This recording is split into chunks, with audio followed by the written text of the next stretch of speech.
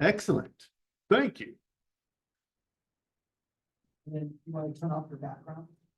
So I want to turn off my background. I like my background. I do like my background.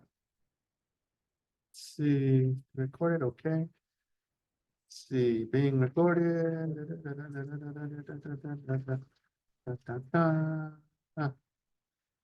And then virtual backgrounds, none. Wow.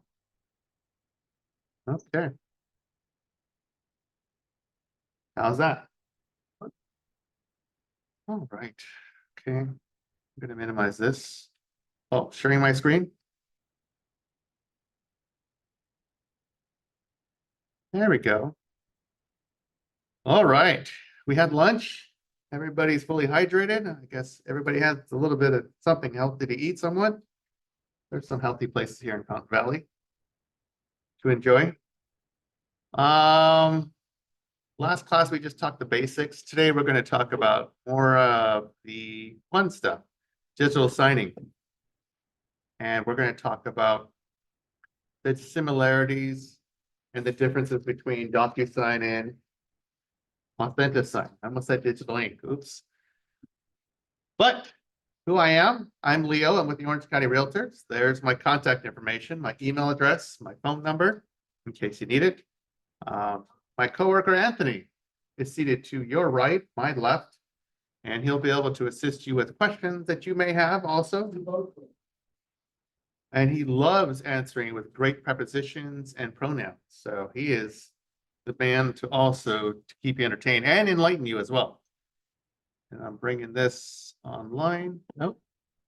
There we go. And I'm communicating to the camera to follow me. So once again, we're going to talk about similarities and differences between Docusign and Authentisign. And I will take the first part of this of showing you how to use Docusign to sign your documents. And then my dear friend Anthony will show you how to use Authentisign. Main differences are, you'll see that when we show you the demonstration, that Authentisign is free with your zip forms program, whereas a Docusign, it's $96 a year. It's unlimited. It's $210 a year. The $96 would be just for 5 signing sessions per month. So that's not a lot because you could go through five signing sessions and probably just working with 1 transaction. There's more digital signatures, signature styles that are offered by Docusign that are not offered by Authentisign. But another way of wording that is Authentisign has fewer fonts for our signers to use. So if fonts are important, then okay, maybe Docusign is worth the money. For someone like myself, fonts don't really mean a lot because you're just concerned about the process of having someone sign it. Authentisign can sign PDF formats only, whereas Docusign, it's been around for a number of years. It can sign all kinds of different formats, including Microsoft Word documents. So if you need that signed, Microsoft Word document, it's available. Most people go, in case you're wondering, like, why they stick with Docusign instead of Authentisign, it's because of habit. Whereas others who use Authentisign will find that behavior is very similar. So I'm done talking of the theory. Now let me go into it and show you how to use as soon as I can get into it. There we go. So let me get out of this. Let me do a digital signing session of using Docusign. Whereas Anthony will talk about the product of Authentisign. And ask away. If you have any questions, so please let us know. We're also recording this class so that way you can be able to refer to it at a later time if you needed to. We have a number of different previous classes that we've taught the same topic that you can be able to review if you're interested in watching those as well. Where do I move this? Move that down there. Okay, I am going to use, well, this particular one. This old one right here. Okay. Oh, first of all, before I do anything, I am going to go into my profile. And my profile is by default has it set for Authentisign. So if I want to use Docusign, after going to on the top right corner and going to my profile and changing the profile and settings, I want to go into settings. And then I will choose my Docusign account. And I've already linked my Docusign account. If you have a Docusign account, you want to link it, this is where you would do so. If I want to unlink it for any reason, I would do so there. So I'm going to click save because I'm going to use Docusign. And now I can start beginning the process of using Docusign. And we'll show you just a very easy signing process. So that way it's not overwhelming. Just want you to understand how to do it. So we're going to sign off with the buyer representation form. We're just in a transaction. And we're going to try a new workspace. There's the document. And there is the parties. Charlene. There we go. And then we can go through all of these, but I'm going to skip the listing information. I'm going to skip the offer info. Oh, purchase price. What the heck? 250,000. I just like that price. There we go. Offer date, today's date. Actually, do it the 19th. Offer expiration. There we go. Okay. So in what I would normally tell you, go through this line by line to make sure that you are going it step by step to fill in information that you need to fill in. Real estate brokerage, like for example, I could write down ABC OC Realty. Oops. And so on. And the license number, it's a fictitious number of that one. And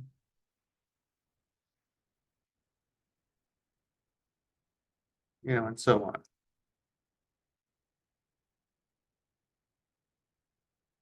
Oops. So I'm just filling out this information.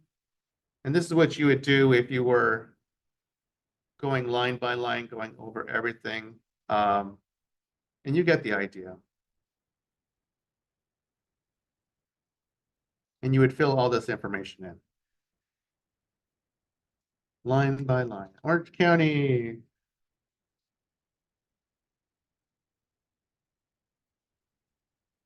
Okay.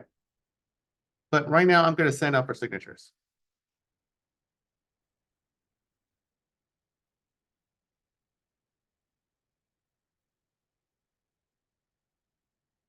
Okay, so I have a e-signing packet 1. I'm going to rename it to e-sign packet Docusign.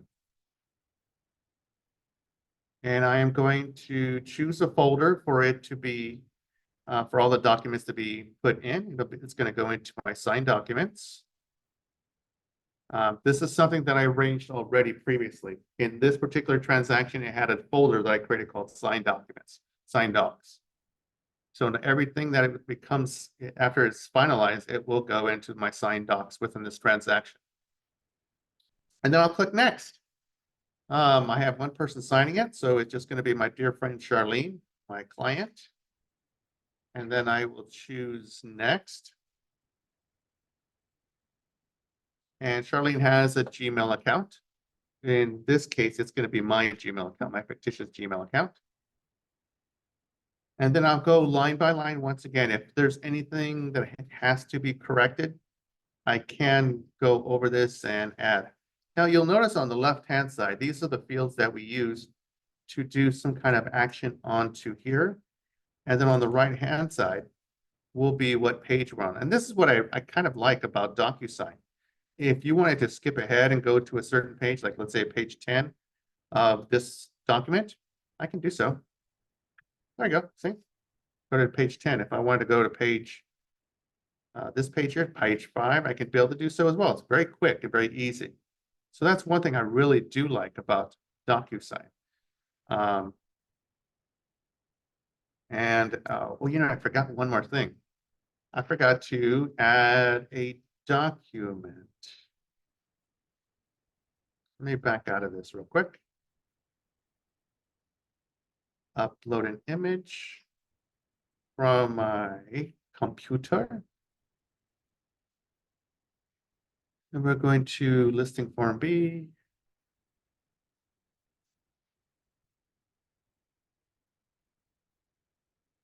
And then now we go into signing.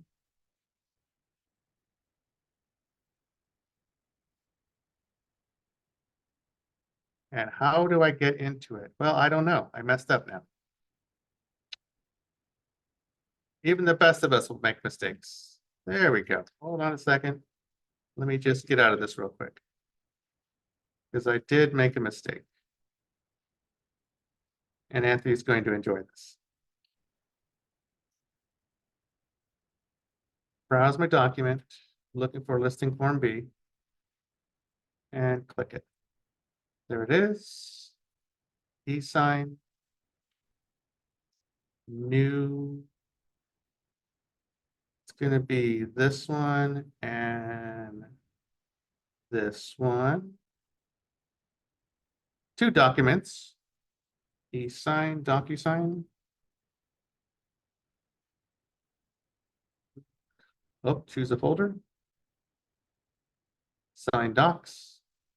Done. Next. Charlene client is my client using a Gmail account. Does it matter? No. But if you have more than one party signing it, just pay attention to the signing order and discuss it with each individual person one at a time. You have to have the same email address. And I do want to show you the document of the last one, this one here. Come on. Oh, I can't show it to you because of this thing in the way. Okay, fine.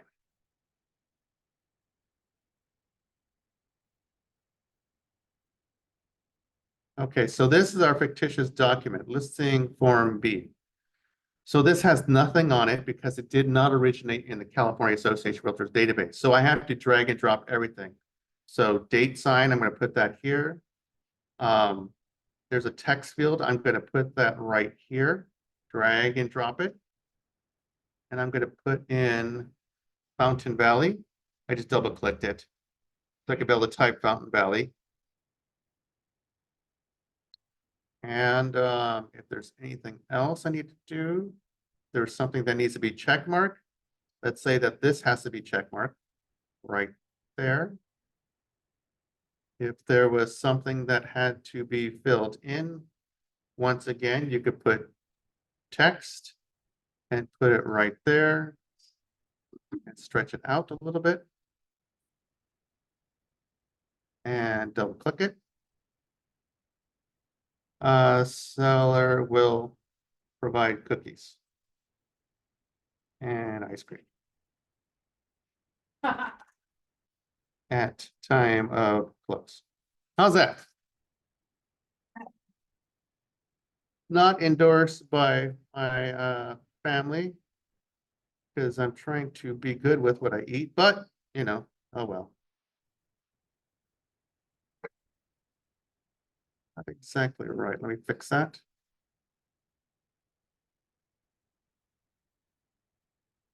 There we go, and then move this over.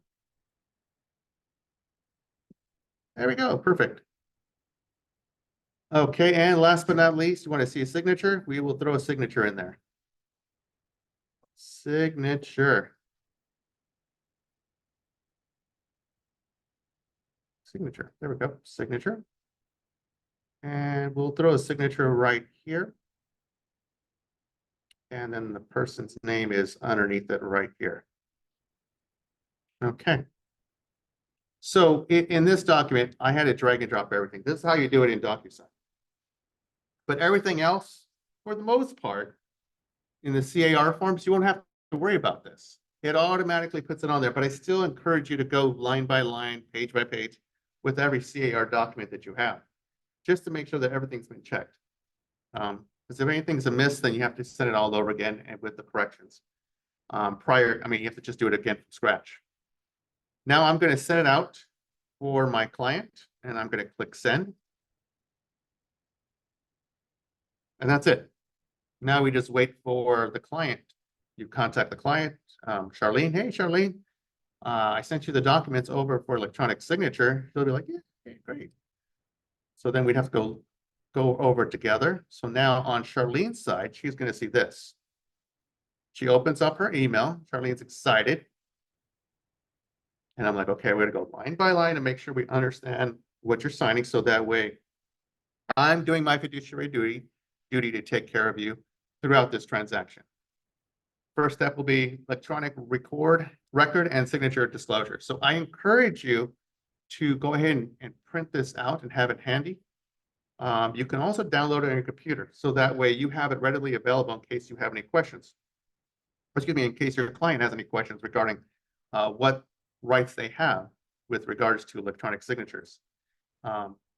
If they don't agree to it, Miss Nancy's joining us, then you would have to stop the electronic signature process, and you would need to get their physical signature on the documents. That'll be a different process. But she has agreed to it. She has access to a computer. She has access to an email address. So here we go. We're going to click the box, and then we're going to click continue. So as you see here, the first thing that comes up will be start. So if I click start, now she's jumped all the way to the first spot where she has to sign. Now be mindful that between where we started to where we're at, there's a lot of text that she has missed. So we have to make sure we go over it page by page, line by line, to make sure they understand what they're signing. Because you don't want them to play the world's worst video game ever. You want them to understand what they're signing for. Now, this is where Charlene, who loves her fonts, is going to change her font style. There's a lot of font styles here to choose from. So let's say she's going to choose this particular one.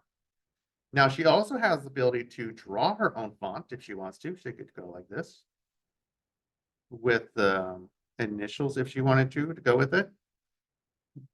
But she could also go upload a digital signature if she already has one. But to simplify things, we're just going to choose this particular style.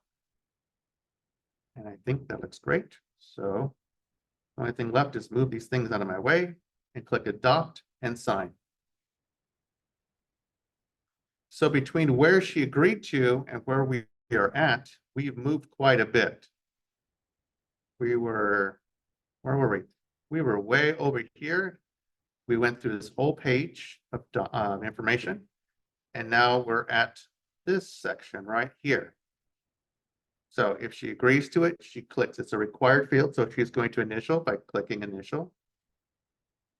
And then same thing. So you're not going to be doing what I'm doing, going click, click, click, click, click. You're going to make sure that you're going to cover each page and all the information one at a time. Now this section right here, it says optional. So the client can opt out of initialing here. So if she doesn't want to initial, that's quite all right. So if she doesn't want to, we could just simply go to the next one and then click required. Now, one thing I kind of dislike is that I don't know how many more signing things I have to go through as a person going through Docusign, but I do know I'm getting kind of close because this little bar is right here, but I don't know how many more I have to sign. That's one thing that I wish they had some kind of something up here saying, oh, how many things you have left to sign or initial. Now over here, it just required, okay, good, Fountain Valley. And then optional, click that, and required, good. Fill in, and sign, and then click finish.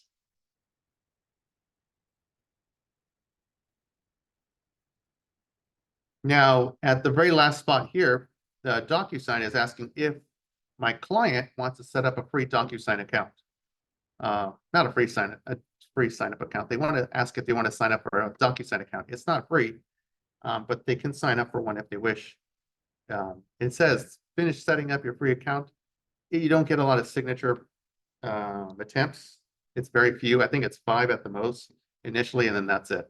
You have to pay for the service. So our dear friend Charlene is done. I'm going to click delete. And then now here we go. So Charlene and all the other individuals have signed the document, just Charlene. She's notified that the document has been completed. She can view the completed documents this way, or she can look at the documents at these PDFs down here, and down here. And that's pretty much it. So this is something that she could save for her records, or she could just let you know that I've completed, and it can be printed out, and she could save it to give it to someone else. Now on your end within Zip Forms, we can go into our account. You will see back at the list. Then if we go into our e-signs, where's the Docusign one? I think it's that, oh no, 9 minutes ago. There we go. You'll see that it's all been completed. Here are the documents if you need them. If you want to retrieve the signed documents, you could do that here, or another place you could find them would be within the documents of the transaction. And I said, put them in the signed documents, and here they are. So if you wanted to see them, this is Authentisign, so that's not the last time we signed it. These are the ones that we signed today. So if you wanted to see the listing form agreement right here, October 17, 2024, 1320. Yeah, this is the one she signed. Mountain Valley. And then this is what she signed. So if you need that information, there it is. You can print it, you can email it to someone else if you needed to, etc. Same thing with this one, fire representation. If you, once again, if you need to send it, email to somebody, print it, download it, the additional signings on it, you can be able to do so. And the spots where she did sign it were, there's one spot right here, and it has the time and date stamp on it, and it goes down as well further down. And all the other spots you'll see it, initials, signature right there. So that is Docusign. It's a very simple process. It's a paid service. Any questions about using Docusign at all? Now, like I said, it's a pretty straightforward tool that you can use, and it's not free because you do have to pay for it eventually if you need it for more than 5 signatures. Any questions about it? All right. Well, they are kind people. That's why they're taking it easy on me, because they're kind individuals and they all have good hearts, and they are ideal for working with our clients here in Orange County, because it can be a stressful time for some people. Now my dear friend Anthony is now going to go into using Authentisign. Authentisign comes free with your Zip Form account. That is true here in California. It's not true nationwide. I found out by talking to other agents in the United States. Because sometimes, believe it or not, Anthony and I will get phone calls from agents from outside of our state asking for Zip Form help. So it's a very humbling feeling. Yeah, it is. Not humbling, but it's a very honored feeling. Yes. Good morning, everybody. So I'll step away. thank you very much, Leo, for Docusign. So Leo went over Docusign, $240 a year.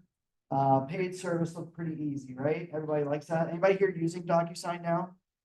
Couple of you. So you're paying $240 a year for something. No, I just did the free thing To begin with, and it's gonna be over the 5. Okay, so I just went on their website. They shouldn't be giving you anything for free, even for the realtor side. Minimally for realtors, it's $10 a month. So for 5 digital signature sessions. So $120 a year, which is half of the unlimited version of Docusign, right? Now, Oh, there's a promo I found too. oh, and there's a promo code for it? Good. Well, let me find it. Like I found it on one of the links. I'm sorry that I didn't share this. So some brokerages like Berkshire Hathaway, I've heard, or other brokerages do pay for that. So, I mean, if they offer to you, fine, that's great. If they're offering both, you can choose to use both if you want.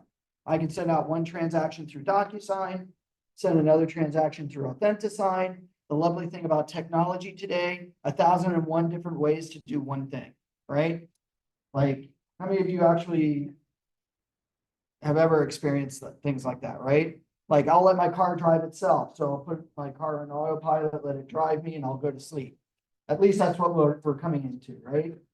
So, You don't do that on my freeways? Well, here it is. okay, so $8 a month. That's funny that it would say $8 a month. It just said 10, but If you pay for it, I believe yearly. okay, gotcha. So you've got all that. So today, we're just going to go back and we're going to show you the free service of Authentisign.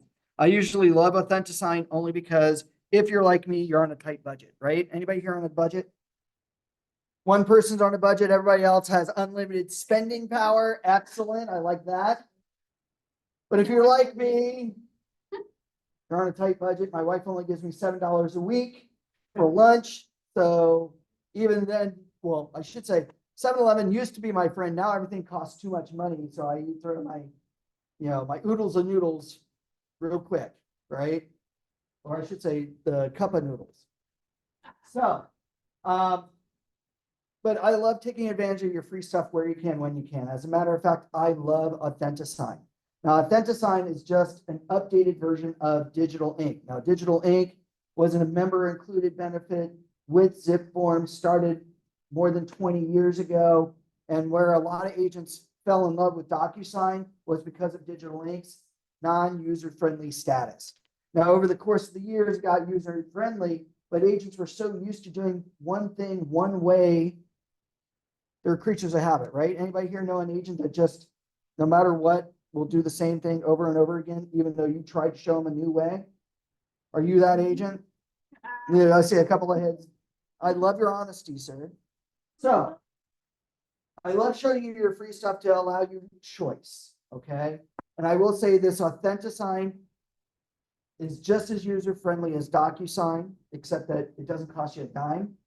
And I'm going to show you a feature today in Authentisign that I think makes Docusign less superior. Okay. So what we're going to do here is we're going to actually go back into that same transaction that Leo just digitally signed. And this time, by the way, if you did have Docusign, you can swap your options. So basically you come back over to the top right side where it's got your picture or your initials, click, and then choose profile and settings. From here, select your settings on this dark gray bar, and then select Authentisign. From there, hit save.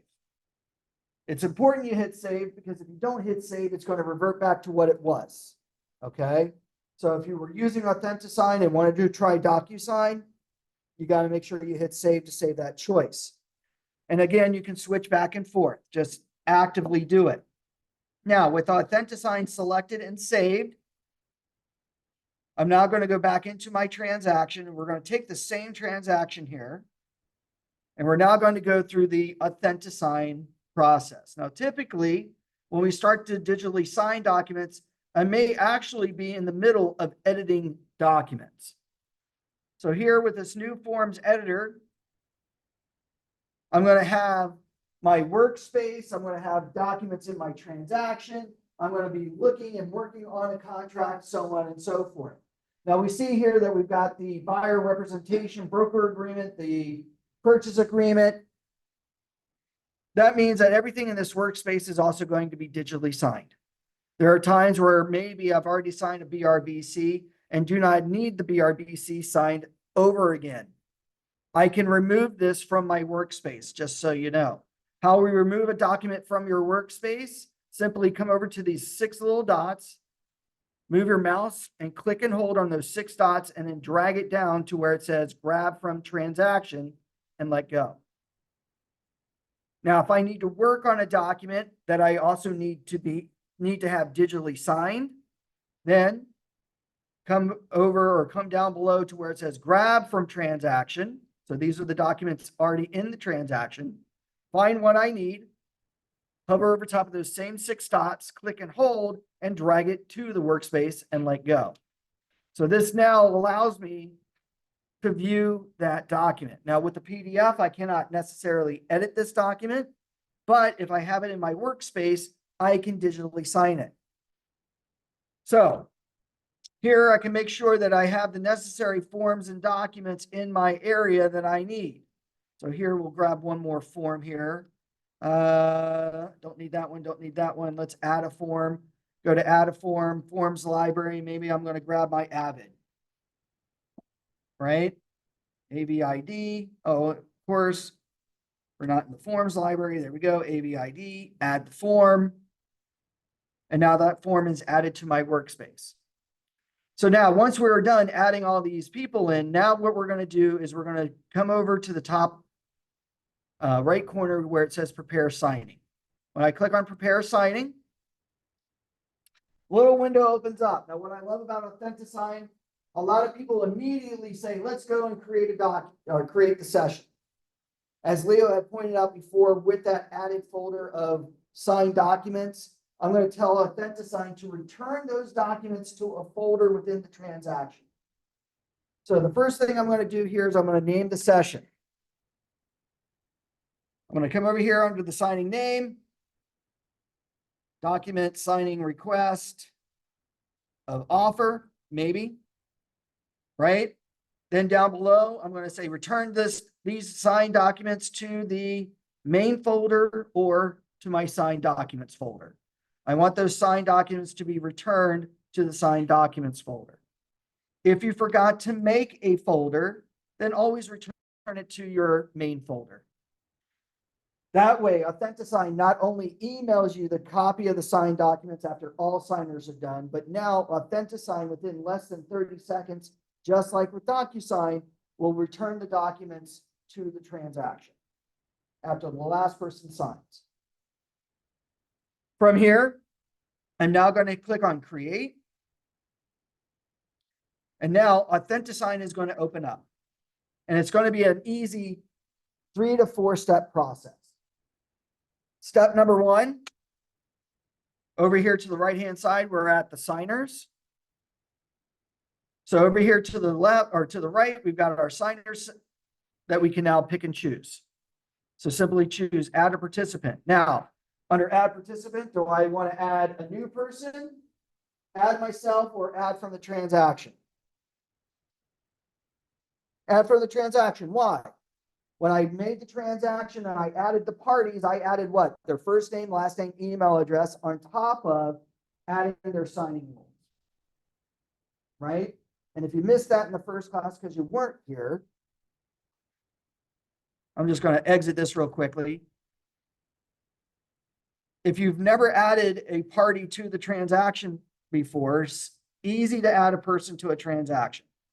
Be in your form, as if you're editing it, come over to the right-hand side where it says parties.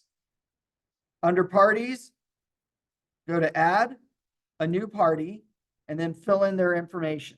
So as an example, we have Charlene as buyer 1, Leo as the listing agent, but Charlene's got a husband or spouse. We're going to now add them as a new party. And this time we're going to select their role. Are they going to be buyer 2, buyer 3, buyer 4? Are they the seller 1, seller 2, seller 3, seller 4? Are they the listing agent or brokerage? Are they the lending company? Are they the escrow officer? Are they the buyer attorneys or the seller attorneys? We can add in all the necessary parties to a transaction, right? And here we're just going to add buyer 2's information. Yes, sir. If you add them from the Authentisign, it doesn't necessarily add them to the contract. So I would always add them to the transaction. So, correct. So always add it here first so that it adds it there later on. Not to mention, Anybody here dealing with trusts or LLCs right now for clients? Like somebody's buying a property in a trust or selling a property in a trust? Yes, What's one of the things that you gotta have on that contract? the trust name. Exactly, the trust name. But we have a signing representative for the trust. So how did we used to do this in the past? In the past, we used to add the trust name. Then when it came to digital signing, I had to take out the trust name, the first name and the last name as the trust, and then put in the signing representative name. And then we had to do that each and every time. Is that a pain? Yes. Yes. No, it's not? Yes, I said yes. Oh, okay. Yes, it is, right? But here, we're going to show you a cheat. So in this case, maybe we have the trust. Okay. So we're going to put in the name of the trust, the Smith Family Trust. Okay. Now the trust name has no email, right? Because it's not a real person. It's an entity, right? But I need to have somebody sign for this trust. Well, if I scroll down through these list of choices here under this party, there is a choice all the way near the bottom that says signing representative. Now what I can do is add the signing representative's name and email address. So in this case, Charlene's spouse might be Bob Smith, trustee, right? So I can put in the first name, middle name, last name, Bob Smith, trustee, where they're going to sign it as Bob Smith, trustee, initials BST. Okay. But the printed name of the trust will be on the document, as we'll see here in just a second. So now I'm just going to add in, and Leo, what's your email address there? Leo41@gmail.com. Okay. And now all I need to do is save this. And let's move some stuff around. There we go. We saved.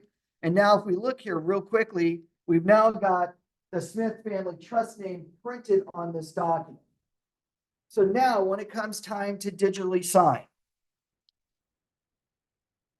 and we're creating the signature session, offer, request, signature crest, right? We're going to select that folder again and create. So now what's going to happen here is that when I select the signers, and by the way, I do believe Docusign will do the same thing. Here, when I add the participants and I add them from the transaction, you're immediately going to see there's Bob trustee. It's not the Smith Family Trust, it's Bob trustee, the signing representative for that trust that's now able to be selected. Anybody like that? Yeah. So now when I select the signers, just like so, and by the way, they're all considered remote signers. Even if I'm sitting in front of the client, they're remotely going to be receiving these documents to digitally sign them. So they can go on their phone and sign the documents. Okay. But, and also, one of our other signers or one of the other people in our transaction might be the other listing agent. Do I need the listing agent to sign my offer? No. Right? I can't force an agent to sign my offer until they've had a chance to review it with their client, right? This is where some agents make that mistake. They'll include that listing agent here, thinking that they want the agent to sign, but the agent doesn't sign. Now, all of a sudden, they've got no actual submitted offer to that agent because nothing's come back to you to officially submit. But what you could do, if you did have an agent in that regard, you can change them from remote signer to CC. What the CC allows them to do is receive the signed documents after all the remote signers sign. So if you're representing a buyer and you want to include the listing agent to receive the documents automatically after signatures are done, have them as CCs. Now, if you have them signing, or if you have other documents that may be your company only documents, like they don't need to see the BRBC unless it's with the offer, then chances are don't CC the agent until you've had a chance to actually go over and put everything together yourself. Does that make sense? Okay. But here we're just going to leave them all as remote signers. Now, after I hit select, because there are parties to the transaction, it automatically color codes them.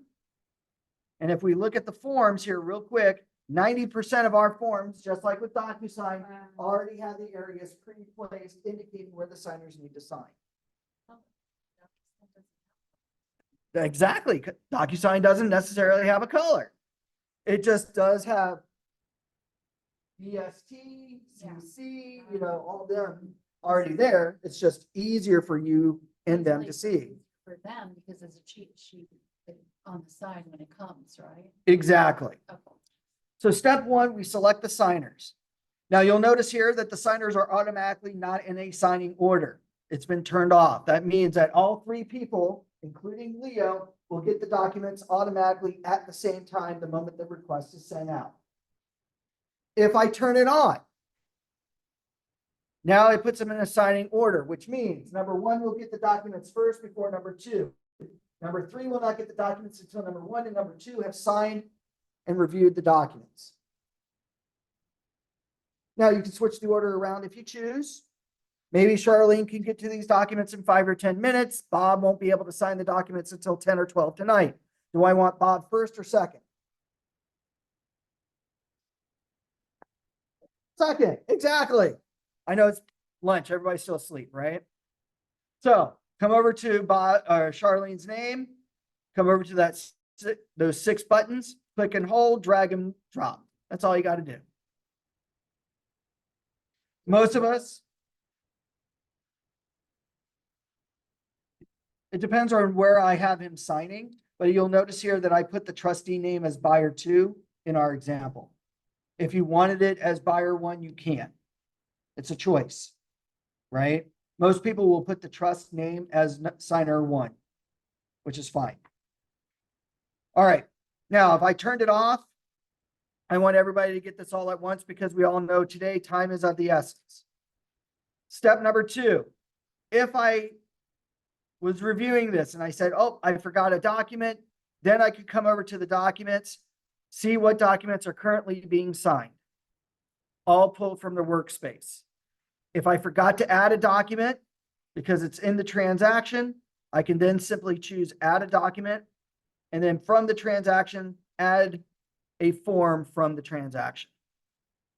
What I can't do is go and view the forms library to add a blank form with it, nothing filled in. I could also upload or import a PDF file if I choose. Okay. 9 times out of 10, what's in your workspace, that's what you're wanting signed. Step 2 and 3, adding in signatures and initials, very simple. Just like with Docusign, I can be anywhere in a form. If I want something, have the signer, click on the down arrow, choose the next signer, and then now under signer actions, find the action I want, click and hold, drag, and place. So I can add in extra tasks on a form, just like with Docusign. Ideally, knowing that 90% of the forms already have the digital areas pre-placed for us. All I now need to do is quickly and easily find what it is and review and find that form that I need a digital area placement, like that PDF file. Oh, and here's another rule of thumb. You'll notice under the signature area, there is a dotted line here. That means that that's where the bottom of the actual signature is at. You'll notice here that that dotted line is just above the solid line. What does that mean? When a person signs, their signature is just pushed up just a little bit, right? So we might need to, or as a suggestion, come over to a signature task, click and hold on it, and pull it down just a little bit so that those dotted lines are on the solid line. That way you don't have the signatures in the middle of the text. Okay? But here real quickly, if I go down to that PDF document, this is where we can have fun dragging and dropping over signatures and initials for the individuals. Now, again, all I got to do, find the task that I need, click and hold, drag and place it. Again, switch to the next signer, click, drag, and place. Now, that's not too hard, right? Wouldn't you just love to have something that would be a little bit easier for you to where you could drag everybody's signature all over at once? That way you can just maneuver it on the lines. Wouldn't that be great to have? Right? Guess what? Authentisign has something like that. So, say as an example, I want 3 signatures on these lines, but I don't want to have to switch in between people at the same time. Well, if I click on the down arrow here, there is a choice that says all signers. That means I'm going to do something for all my signers. Now, under all signers, I can go back under signer actions, click and hold on that sign here, drag it, and now I got all 3 sets of signatures ready to be placed on this form. So now I can just easily adjust what I need, where I need it to be at. Just like so. Now, in the cases where I have a PDF, besides having their signature, I might need their printed name. Right?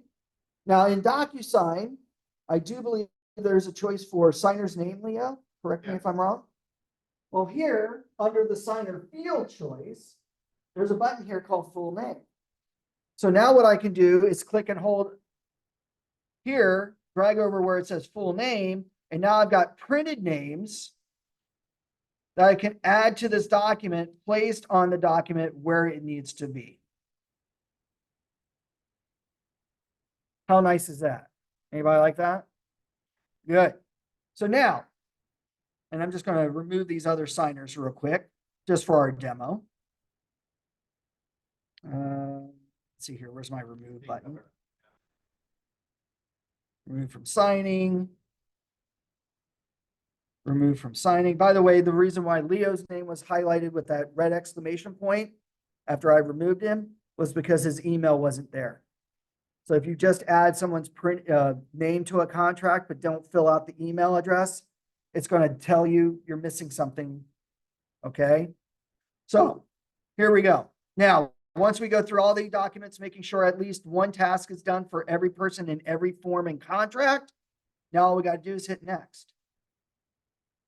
Now, what I love about Authentisign, I can give them an expiration period. When they need to complete these documents by. Now, it defaults to a month. Do I want to give somebody a month to sign an offer? No. Sir, in the back, how long do I want somebody to, when do I need them to have that offer done by? 3 days. Excellent. I'm going to click on the down arrow next to the date. I'm going to find my 3-day mark. In this case, 2024, October, 3 days from now by the 20th. And I'm going to give them a reminder every morning. Oh, you know what? You look like somebody that wakes up at about noon, right? Well, by 11 o'clock in the morning, you're going to have an email reminder to make sure that you sign these documents, okay? Now, by the way, you can customize the invite, meaning that you can customize the email, but you don't need to. Just simply hit send. When I hit send, now in 5, 4, 3, 2, 1, the document has gone out and received by the client. Now, depending on the email, sometimes emails will go into people's junk mail. If it's a Yahoo email account, sometimes Gmail does this too. It will put it in the spam folder or junk folder. A lot of times when people look at their inbox, they don't see the email from you. Have them go to where it says all mail, click on it, and guarantee that it's going to come up. If it's Yahoo, they will literally have to go to their junk email box. Okay? But now, before I go and digitally sign, as Leo had probably shown earlier, there is a way of double checking. Maybe you called up your client and said, okay, let's go to the documents together, make sure that you read and understand everything at the time of signing. But the client goes, you know what, Tony, I haven't gotten that email yet. I'm looking at my junk mail. And you kind of go, I could have sworn I sent it to you. How do we check that? Well, back in my transaction on this dark gray bar, there's a choice here called e-sign. If I click on e-sign on this dark gray bar, what I can now see are all my digital signature requests for this transaction. So hopefully when this opens up, with our high-speed internet, yeah. there we go. what I can now do is I can see that the email has been sent. Now, when I click on this little arrow, I can now say, oops, or click on it, and it's going to open up. Now, in this case, if I happen to see that Charlene, the email is incorrect, maybe I was missing a letter. Or maybe instead of writing gmail.com, I wrote gmail.com, right? I missed the I. Instead of having to redo this over again, what I can do is click on this little funky edit button here right next to the email and then redo their email address. When I redo their email address here and I save it, I will then come back over to the top right corner where it says action items and resend the invitation. So maybe you were up at 11, 12, or 2 o'clock in the morning sending out a digital signature request to 2 or 3 of your clients. How feasible is it for you all to accidentally mistype their email? Anybody? Doesn't it always, right? In this case, I can now update their email address when I realized I made a mistake and then resend the invitation to that person. Okay, or to the parties. Docusign, you can do it, but it's way harder to do. A lot more steps, okay? So here you could do that. By the way, there will be a choice here to cancel it as well. Cancel the session, stops it, right? Maybe the client decided to change their mind. They wanted to update some other terms on the contract where you've got to rewrite the contract. We'll cancel the old session. There will be a choice here back at the e-sign option where you see this. If you click on the down arrow, there will be a choice to cancel, or there used to be. If I select it, there should be a choice to delete it. Trash barrel it. All right, so now real quickly, I'm going to jump back into Leo's email because that's what we do. If someone opened it and didn't sign, Yes. you can look in and see, like, you're doing it with divorcees. Hey, I looked at it, they're lying. Mhm. They have to sign it, but they reviewed it and don't do it. There is a choice that will say it was sent or it was in process. And usually in process means that they've opened it and reviewed it. And then if you CC the other agent, They won't see anything until the signatures are but done. if they say they never even saw the offer, they got CC'd, could you call them on their? You could. A lot of times, like if I have Gmail, I have an extension where it actually tracks all my Gmails that whoever I send it to, it tracks if they've even opened it, what date, at what time, and reviewed it, right? So, because a lot of times in Gmail, you can mark an email, even though you've opened it, as marked it as unread. This system will actually say, no, the email was actually opened and reviewed, which is kind of cool. In your Gmail, it's an extension. I forgot what it is off the top of my head. I'll have to look at my extensions on my account. Oh, definitely good. Interested. So it's an extension that you can add to your Gmail account that will allow you to see anybody that you've sent emails to from your Gmail account, which if you have your Gmail account in zip forms, right, which is what you might have, then it will send it from you and you can track to see if it was opened or not. Thank you. Especially if you CC yourself on those emails. All right. So here we're going to open up the email. The invitation looks very clean, right? Authentisign, signing invitation. Let's start signing. When I click on start signing, they have the agreement, explains what a digital signature is. Hopefully they will hit I accept. If they don't accept, that stops what you're doing today. But if they hit I accept, here's the document. Now we see here at the very top that we're not done, but we've got 31 things that we need to do. Now, I know a lot of people kind of freak out about that, right? Don't worry. Over at the top right corner, all we got to do, hit start. You'll notice here, the moment I hit start, it dropped me to the very first required signature session, which by the way, is highlighted in red. When I click on that choice, whoop. When they click on it for the very first time, what should happen is that a little window opens up. When the window opens up, they can pick a font style and how their name is to appear on the document. Simply click on the down arrow and they've got at least, what is it, 6, 1, 2, 3, 4, 5, 6, 7 now fonts. Now I know Docusign offers you more than 23 fonts. Really, how many fonts do you really need on how your signature should be, right? But they could pick a font style. Now, if they don't have a font style they want, they could literally, if they are using a touchscreen computer or a touchscreen tablet or a touchscreen phone, literally either or with their mouse, write their signature and initial. Do you think with all the hacking that's going on, that it's dangerous to actually really upload your signature if you're a realtor and a notary? You're absolutely true or correct. Would I upload my signature? Would I have a picture of my signature anywhere? Probably not. You know, I would definitely make sure that I, as an agent, because of Code of Ethics Article 1-9, any files I get, especially PDF files, I will then all of a sudden encrypt. Make it hard for hackers to break into, right? Your PC's got it, your MacBook's got it, but they're simple encryptions like 16-bit, which is really nothing. You probably want to look at other heavy-duty encrypted files or encryption software. 32. 32. And then you want to make the password complicated, right? They want, you know, nowadays you have to come up with a sentence and take little bits and pieces out of your phrase to make a password.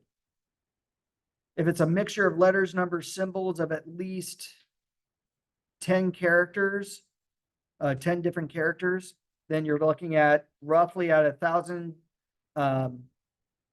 cycles per second, roughly about 30 years to hack into. Doesn't mean that it's virtually unhackable, but it takes time. And hackers just want instant gratification. How many of you love instant gratification?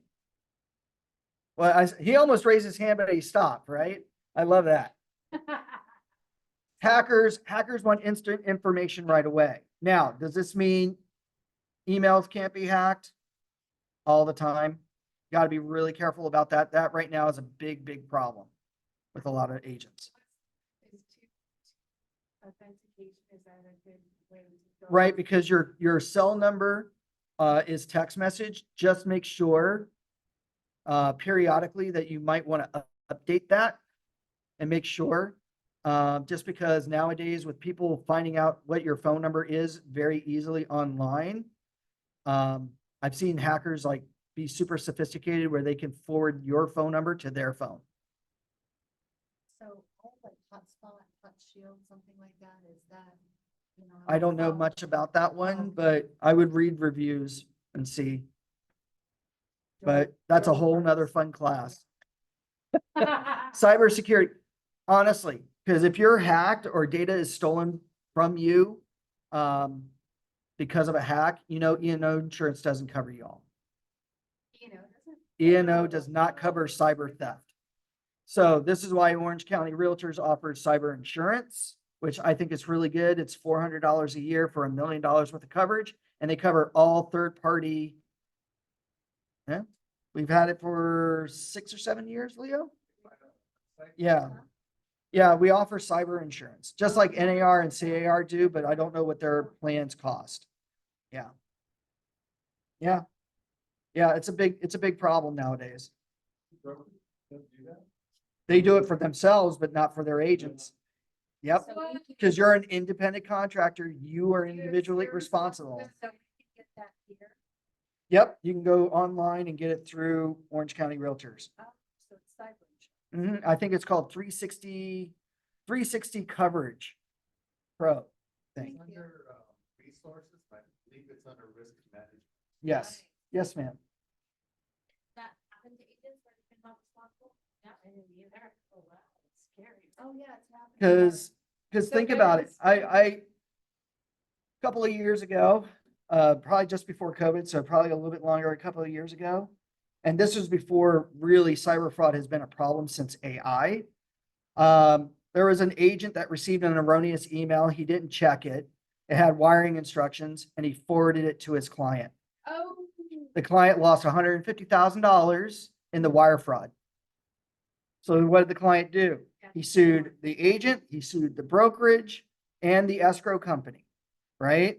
Well, when it came down to it, the E&O said, your agent purposely didn't double check the email and forwarded it from his email. So he's not covered. It's his fault. Would that be covered for the cyber thing? It But would that's- be.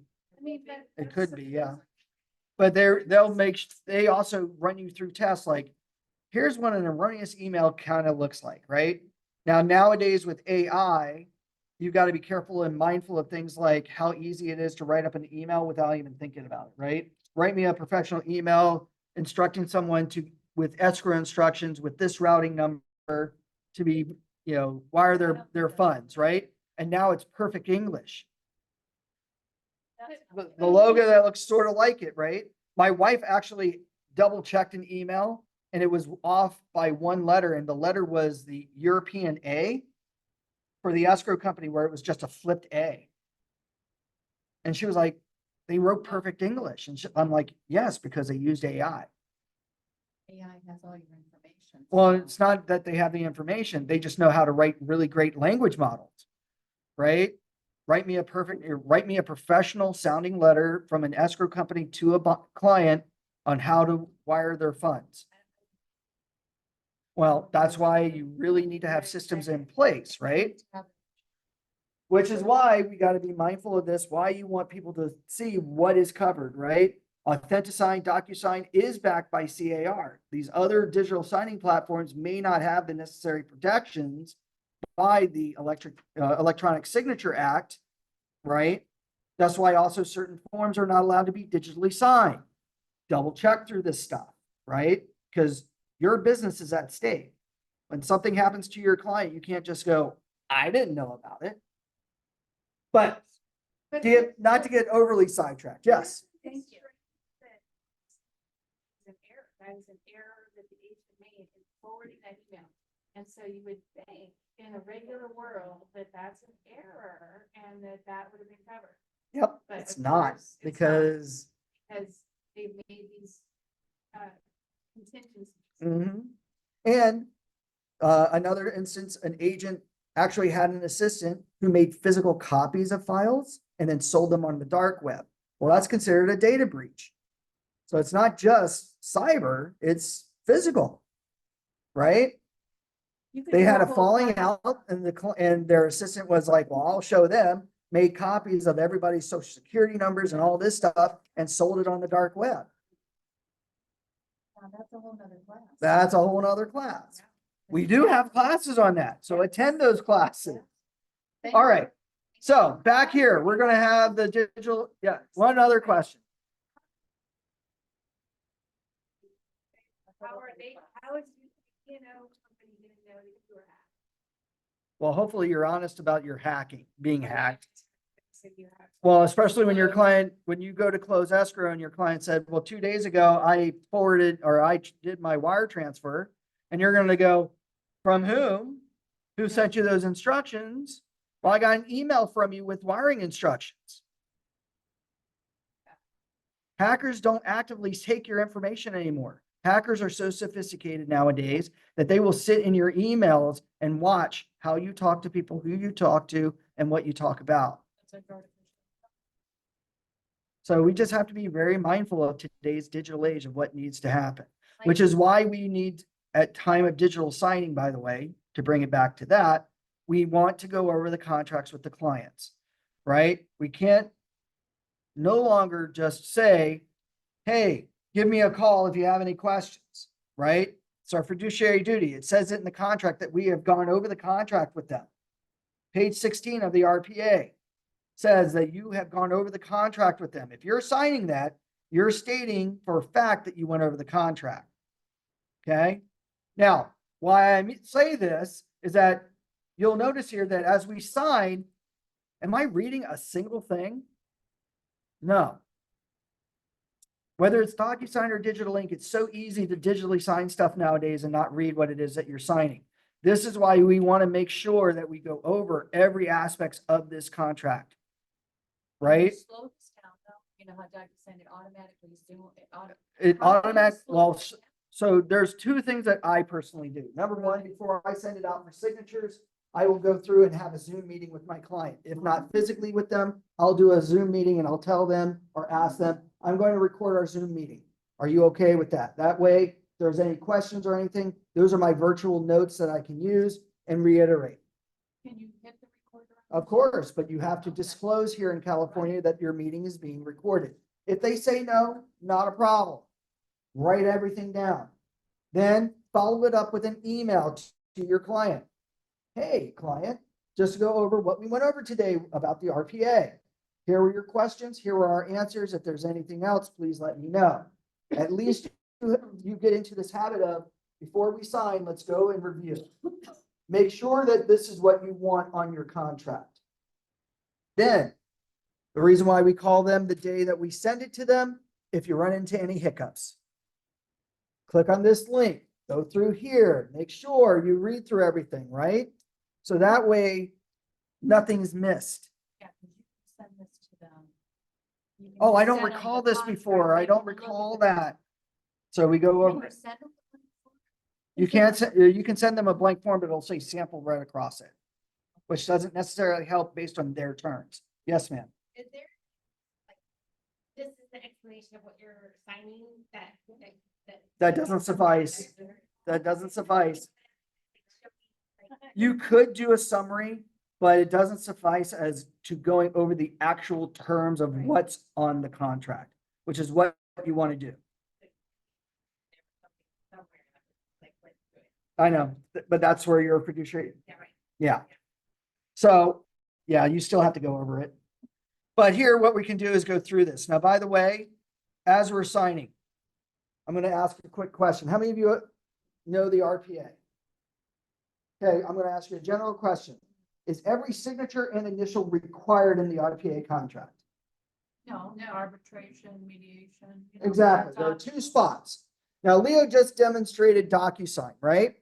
Now, you saw how quickly he signed Docusign. Were those paragraphs initial? You know, I wasn't here, but No. no. So he stopped at them, right? But did the system stop it? Yeah. Right. So here, what I love about this is that what's required is highlighted in red by Authentisign. So as I'm signing this, if I come across those optional areas, the system will automatically stop me here. When I click on this choice, and you'll notice that it's highlighted in blue, I'm now given two options: accept or decline this paragraph. So even though, yes, DocuSign has this as an optional area, most people are signing so quickly that they skip over this. At least Authentisign fiduciarily stops you here to get the client to actually read and ask you a question of, what does it mean by liquidated damages? What does it mean by arbitration? At this point, they can now accept or decline the two terms.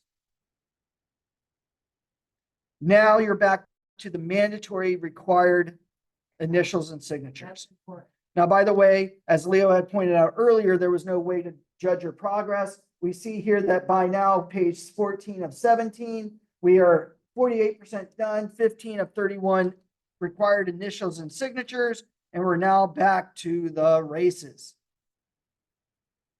Now, when we come across that PDF document, which will be here right now, we've got the initial spot, we've got the name spots already pre-placed. Sign, sign, sign. And now, once you're done, all you gotta do is hit complete signing. Now, what some clients will do is that when they see this, they immediately close out, stop what they're doing. And that hangs you up. make sure your clients always hit complete signing. The moment they hit complete signing, if you had a signing order, it would then go off to the next person. If everybody does this at the end of the day, congratulations, they have completed signing the documents. At this point, they can leave the screen. Now, once everybody is done signing all the documents, two things will now happen. An email will be sent out by Authentisign to all the signers, giving them the signed completed documents via a link as well as an attachment in an email. And because we indicated in our zip forms that we wanted a copy of the signed contracts back in our transaction, then within 30 seconds of the last signer signing, in that signed documents folder, we now have the Authentisign documents sitting right here. Now I can open up that Authentisign document, review it, see where their signatures are, and now at the top, we can print, email, or download the document. This is free. And DocuSign doesn't have, they don't do the blue, they don't stop at the liquidated. They don't just stop.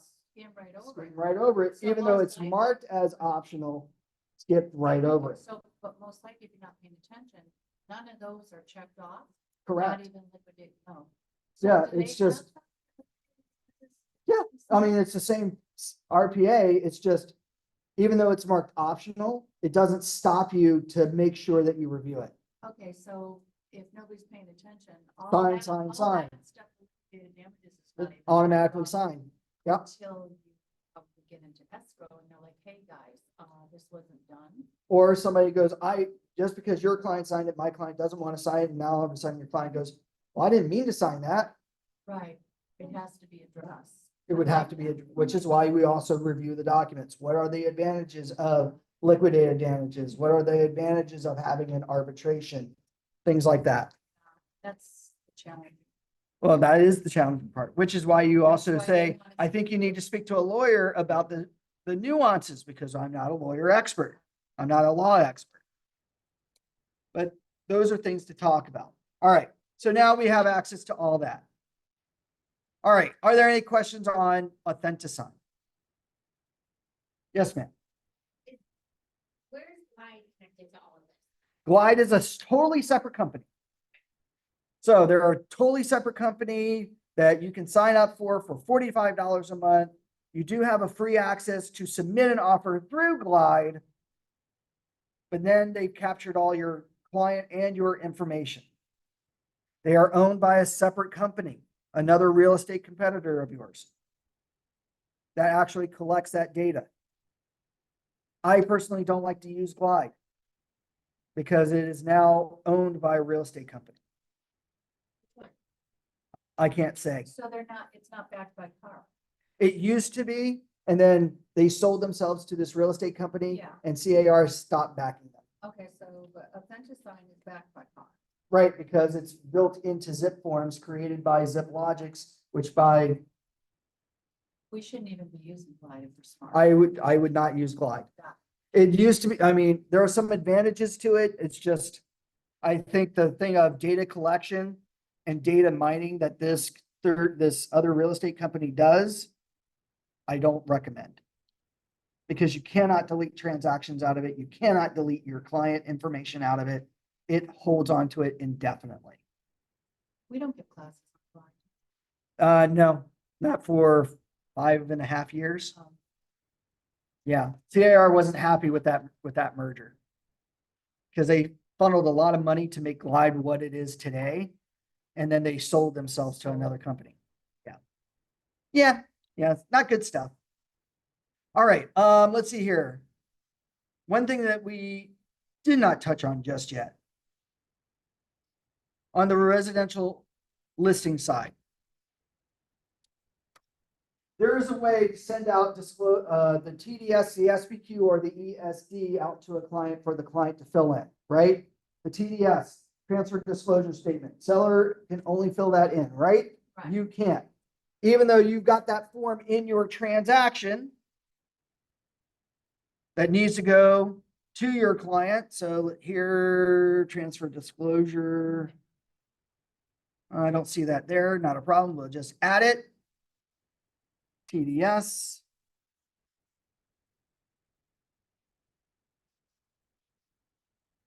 You're gonna notice that when you open this form, you can only fill out some of page 1, but everything else is blanked out.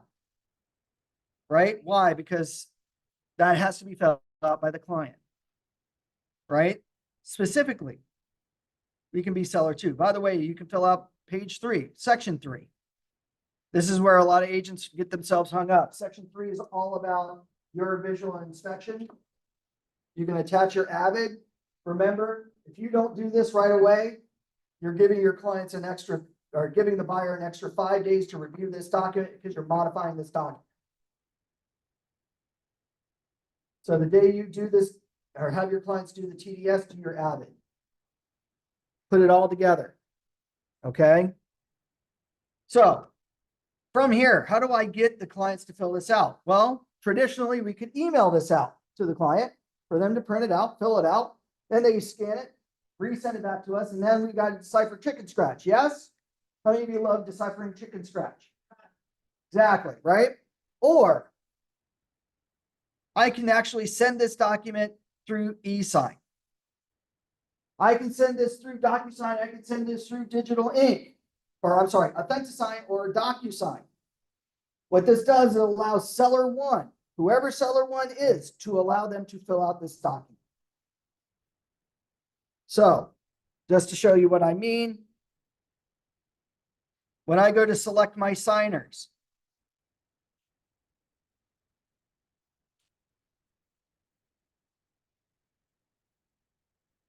and I guess you don't have a seller 1 here, Leo, not a problem. We'll just add seller 1 in super quick.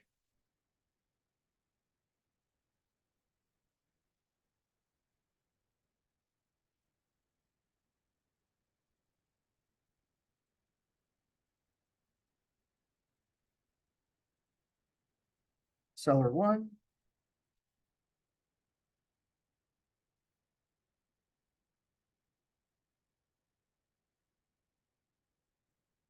And we're going to add in the seller 2.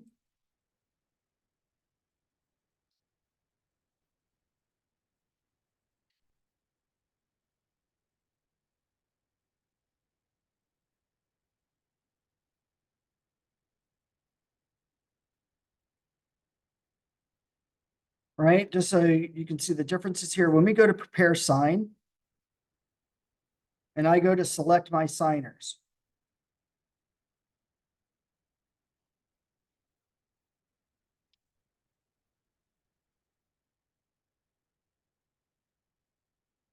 you're not going to see here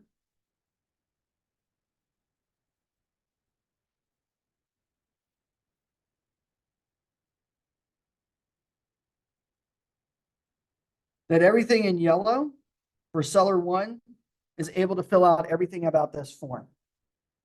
So it's going to be important if it's spouses.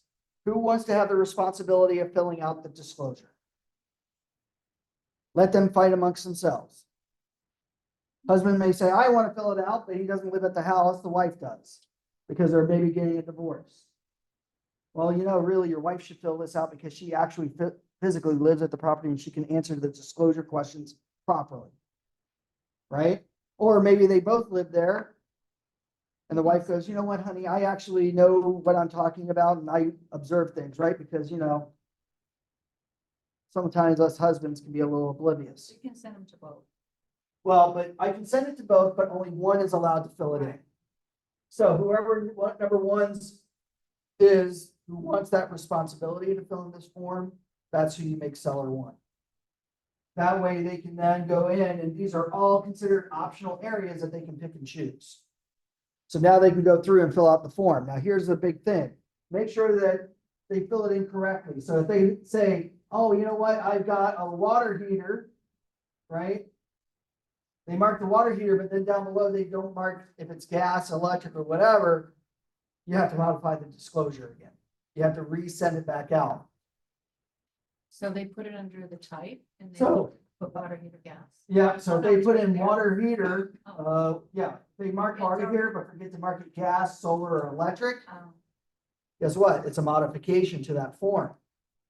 Which I've seen a couple of times. I get it. It won't flag it because those are all optional areas. And sometimes people will just don't pay attention.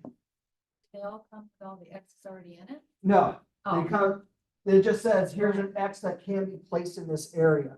oh, So what now happens is seller one's gonna go through and they're gonna mark what they know about their own home. Write in whatever they need to about the home that they know of and go on from there for page 1 and page 2. Yes, sir. That if they change something else at the contract, What was that? they change anything else on the contract. Nope. Only the areas that are designated to that signer. if they change it later, then the buyers have 5 more days to approve it. Exactly. Exactly. So if you look at the RPA, it says at the time of disclosure that if disclosures need to be reviewed and there's been a modification, even in the TDS says that. Anything that's been modified on the TDS, it gives that signer or that buyer an extra 5 days. So say she removed the contingencies for her buyer on May 14 of the seller's disclosures. But then this gentleman modifies the TDS because, oh, I don't know, something else happened. Or something wasn't marked right. Now that gives her buyer an extra 5 days, even though contingencies were removed, to now see what's going on with that disclosure That's on anything, on anything. anything. That's why it's really important to make sure that the disclosures are done correctly and submitted well ahead of time before removal. Right? So you want to be really, really careful of that. Does that make sense for everybody? Give it up front. That's why section 3 is important. Because there are agents that don't do the avid right away. They wait days, sometimes when they open escrow, even though they've submitted the TDS to the buyer day of escrow opening. Well, you modified the TDS because of that avid that the listing agent's doing. Just do it and give it with the offer. Do it and give it with the offer, or do it and give it at the time that you're submitting the actual disclosure. Don't wait. Don't wait. Okay? All right, are there any questions on any of this? Anybody like this stuff? Yeah, is this free? This is all free. Really? This is all Authentisign. Oh, okay. We went over Docusign just to show you the comparison, 240 versus free. Yeah, looked almost virtually the same, right? Call them up. Hey, I want to get my year back. When did you do your year? About 4 months ago. See if you can get some, at least Complimentary. some of that money back. And do we sign up with the authentic? It's automatically included in your member benefit. And where do you sign up? Is that in? Just go OCR? to your profile and settings and select Authentisign. Oh, yeah, okay, easy, okay. And by the way, because it's free, you can practice it. Unlimited transactions, unlimited amount of times, create a test transaction, go through all this stuff. Practice it on yourself. Make a transaction, call a test, make yourself a signer, depending on the type of transaction you're making. Listing side, are you going to be the seller or the buyer? Seller. If you're creating a purchase transaction, are you going to be the buyer or the seller? Fine. Buyer. Don't be afraid. Buyer. And then add the forms. That way you can practice writing up your terms, right? A great way of practicing your BRBC. Great way of writing up an offer on a property. That way you can sit down with your broker and say, based on these terms, what do you think I need an improvement on? Right? Send yourself the signature sessions. That way you can practice them. That way, when you sit down and do things with real clients, you feel more confident. Does that make sense? Everybody feeling me? Good.